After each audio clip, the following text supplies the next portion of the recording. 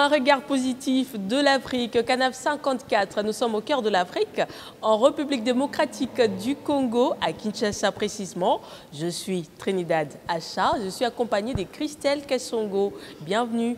Merci Trinidad, ça a toujours été un plaisir de pouvoir échanger autour de ce plateau de Canaf 54. Dans ce beau cadre d'Adonic Center, nous avons l'honneur d'avoir le superviseur d'Adonic, qui est donc la personne de Madame Foska Moukeba, à qui je dis également bienvenue.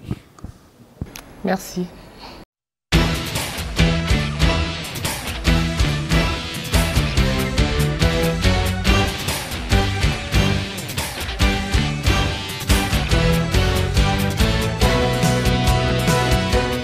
Alors, Madame Foska, vous êtes dans la mode, vous avez œuvré dans la mode, vous avez été mannequin.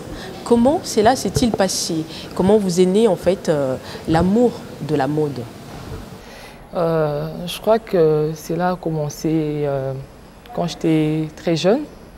Je me rappelle, j'étais à l'école primaire et dans la famille où j'habitais, dans la parcelle, j'avais des sœurs, des grandes sœurs qui avaient l'habitude de regarder des magazines souvent, des magazines de mode, des magazines People où on parlait des stars et tout.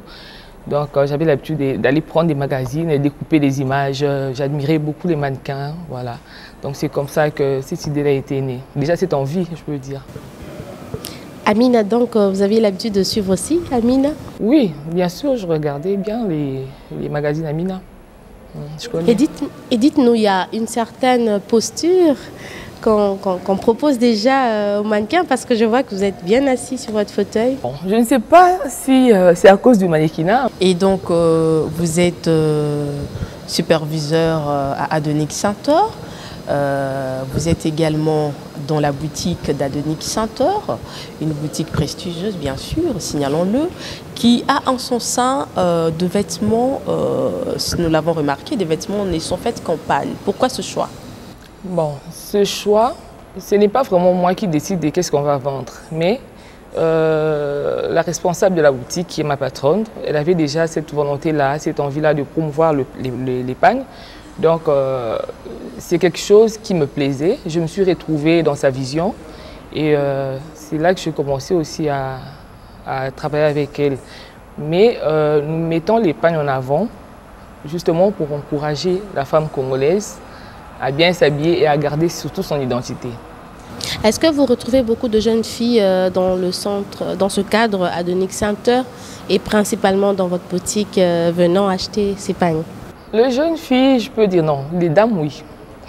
Les dames, oui. Donc aujourd'hui, on peut dire que les jeunes femmes, les jeunes filles n'aiment pas s'habiller en panne. Non, les jeunes filles aiment s'habiller en panne. Maintenant, ça dépend des modèles. Parce que, par exemple, quand vous circulez dans les rues de Kinshasa, vous allez trouver qu'il y a beaucoup de jeunes filles qui s'habillent en panne, mais elles ne choisissent pas forcément les modèles africains, les modèles qui mettent en valeur la femme africaine. Et nous confectionnons vraiment le pagne du style Mabaya, pour promouvoir justement ces modèles-là qui a existé déjà depuis des années. Je crois que c'était à partir de quelle année que les mamans portaient ça. Mais en tout cas, quand nous regardons des photos des années 50 déjà, 60, 70, nos mamans, elles mettaient ça. Et même quand on regarde de vieilles photos aujourd'hui, on trouve que c'est beau, c'est joli. Et on a envie de remettre ça, de redonner cette envie-là aux femmes, à la femme congolaise. Voilà. Parlons de l'entrepreneuriat féminin. Qu'est-ce qu'on doit faire pour une bonne émergence? Que doit-on faire? Que doit-on faire? Bon, il faut peut-être, moi je crois qu'il faut juste accompagner les femmes parce que c'est l'accompagnement qui manque et surtout le soutien financier. À Kinshasa, il y a beaucoup, je peux dire, en tout cas d'après ce que je vois, il y a beaucoup de femmes entrepreneurs parce que regardez seulement comment est-ce que les femmes se mettent à vendre. Aller sur les réseaux sociaux, tu vas voir une influenceuse, elle montre un côté sexy, un peu fofolle, mais derrière, elle vend quelque chose. Elles vendent soit les crèmes pour le corps, soit pour les cheveux, soit pour les ventres plats, etc. Donc, il y a des femmes entrepreneuses, des femmes qui ont des idées, qui ont des envies, la volonté, mais les moyens manquent, parfois l'accompagnement. Est-ce que c'est seulement un problème de moyens ou on peut commencer avec le peu qu'on a? On peut commencer avec le peu qu'on a, mais si on n'est pas accompagné, si on n'est pas informé, si on n'est pas formé, on risque de tomber, de recommencer à chaque fois, faire le même cycle. Et ce n'est pas ce que nous voulons. Ce que nous voulons, c'est que la femme progresse, la femme évolue. dans son domaine. Face à une pléthore de femmes entrepreneurs, comment se distinguer? Une femme entrepreneur peut se distinguer à sa manière d'abord de prendre au sérieux ce qu'il fait, de proposer des bons produits. Par exemple, nous, dans notre boutique, quand vous regardez nos tenues, c'est très bien présenté, c'est bien, la finition est vraiment excellente. Et c'est là, je pense que si un client vient et qu'il est satisfait, ce client-là reviendra. Donc ce que je peux dire aux femmes qui veulent entreprendre dans l'avenir, c'est de bien préparer et de bien soigner le produit qu'on aimerait présenter au public. Donc le pan de la boutique d'Adonic est confectionné par Adonic. Par Adonic Center, nous avons des couturiers qui confectionnent dans nos ateliers. Nous avons des couturiers congolais et quelques couturiers étrangers aussi africains. Quels sont, selon vous, les avantages d'une femme qui entreprend? Il y a beaucoup d'avantages. Pour une femme qui entreprend, elle a l'avantage d'être indépendante financièrement. C'est une femme qui n'a pas peur, qui a le courage d'affronter d'autres domaines qu'elle ne connaît pas bien, qu'elle ne maîtrise pas bien. Mais quand elle se lance déjà dans l'entrepreneuriat et qu'elle gagne l'assurance en elle, elle peut faire beaucoup d'autres choses. Donc c'est parmi les avantages. Comment pensez-vous qu'on peut appuyer la jeune fille entrepreneur? Appuyer, c'est l'accompagner, l'apporter des informations dont elle a besoin et la financer. Que pensez-vous de femmes qui n'entreprennent pas, celles qui se prennent en charge soit par un homme ou encore par sa famille? Déjà, moi, je n'aime pas juger.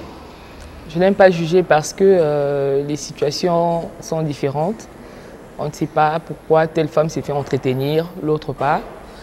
Mais ce que je pourrais donner comme conseil aux femmes qui n'entreprennent pas, c'est-à-dire vous risquez de tomber dans le système où vous dépendez. Et quand on dépend, vous savez que ce n'est pas une bonne chose. Nous avons vu plusieurs fois une femme divorcée qui se sépare de son mari et le mari prend tout. Et elle n'a jamais essayé de se lancer dans quoi que ce soit. Elle ne se retrouve plus. Et c'est très malheureux. Donc je conseillerais vraiment aux femmes qui me suivent de partout, faites quelque chose. Ce n'est pas facile, mais commencez avec ce que vous avez déjà. Si vous ne savez pas quoi faire, cherchez, posez des questions, demandez des informations. Je pense que vous trouverez toujours quelque part quelqu'un qui serait là pour vous guider ou bien pour vous ouvrir une petite porte déjà pour commencer. Superviseur au sein d'Adonic Center, le travail est-il difficile? Non, pour moi le travail n'est pas difficile. Pourquoi? Parce que j'aime ce que je fais. J'aime ce que je fais. Déjà, j'ai suivi une formation d'assistante sociale à l'INTES, l'Institut national des travailleurs sociaux. Mais en dehors de ça, j'ai évolué dans le mannequinat. J'ai été mannequin pendant des années. Je crois que j'avais arrêté en 2017. Mais dans le mannequinat, c'est un monde qui mélange la musique, il y a aussi les hommes du média et tout. Et dans tout ça, dans l'ensemble, vous retrouvez toujours des événements. Donc, ce qui fait un peu une sorte de fête. Vous êtes toujours en train de faire quelque chose. Si ce n'est pas un concert, c'est peut-être voilà, une soirée. Ce n'est pas une soirée, c'est voilà, un spectacle, théâtre et tout. Donc, j'ai évolué un peu dans ces mondes-là. Et j'aimais bien aussi être dans l'organisation. Donc, à Adonic Center, à part être l'assistante de l'honorable Véronique Lumanou, mon travail, c'est aussi de superviser les événements qui se passent ici. Donc, comme j'aime bien ce monde-là, je me retrouve, je ne trouve pas que c'est difficile. Parlons de la dépravation de mœurs. Aujourd'hui, le port de pan n'est plus démise. Et donc, la culture congolaise se perd peu à peu. Que dire à ce sujet? À ce sujet, je pourrais juste dire, encourageons la femme congolaise. En tout cas, encourageons. Nous ne pouvons pas imposer. Parce qu'aujourd'hui, avec la mondialisation, il y a tellement de tenues, il y a tellement de collections qui nous est présentées et parfois même c'est beau. Mais pour l'amour de l'Afrique, pour l'amour du Congo, nous devons vraiment prôner, nous devons encourager les femmes à s'habiller de la manière traditionnelle. Parce que chaque peuple a son identité. Quand nous regardons les Chinois ou les Asiatiques tout court, vous regardez les Chinois, les Indiens, vous pouvez facilement les identifier par leur accoutrement. Quand vous allez dans les pays arabes, facilement vous pouvez identifier, vous pouvez dire que telle personne est de Dubaï ou bien de... voilà. Et les Européens aussi, ils ont leur manière de s'habiller. Même les Américains qui ont des vêtements similaires avec les Européens. Mais quand vous regardez bien l'Amérique, vous verrez qu'il y a des particularités. Quand tu regardes un jeune Américain, tu peux facilement dire que ça c'est un New-Yorkais ou un Américain tout court. Et en Afrique, les autres pays aussi ont leur identité. Même s'ils ne les portent pas tous les jours, mais en tout cas, pour des sorties comment dire, médiatiques ou bien des grandes manifestations, ils prennent toujours leur tenue traditionnelle. Mais nous, au Congo, même ceux quelques-uns qui représentent même le pays, ils s'habillent comme des étrangers et c'est déplorable. Je ne les condamne pas, mais je les encourage, je leur demande de faire un effort, de promouvoir, que ce soit les hommes ou les femmes. Quel serait d'après vous l'élément déclencheur de cette envie d'être comme les autres et non pas de garder son identité? D'après vous, ce serait quoi l'élément déclencheur? Qu'est-ce qui fait qu'on a plus adopté pour les tenues vestimentaires étrangères, par exemple? Je parle beaucoup plus des jeunes filles actuellement parce qu'elles ne se vêtissent pas du pan comme tel. Bon, je ne peux pas répondre pour tout le monde, mais d'après mes observations, je pense que c'est la télévision. C'est la télévision parce que ce qu'on nous montre à la télé, moi, en étant jeune, je me dis ce qu'on me montre à la télé, à force de regarder, d'admirer, je veux ressembler à ces personnes-là. Donc, c'est quelque part la télévision qui a fait la promotion des autres tenues qui viennent de l'étranger, qui sont jolies aussi, mais qui ne montrent pas nos valeurs. Et je pense que c'est à partir de là, des images. Et pour remédier à ça, je pense que ça doit aussi commencer à la télévision. À la télévision. Merci beaucoup, Madame Fosca Moukeba. Merci à vous de m'avoir reçu. Oui, je rappelle que vous êtes superviseur d'Adonic Center, ce cadre où nous faisons notre échange en ce moment, mais aussi assistante du député Véronique Loumano. Merci. Merci.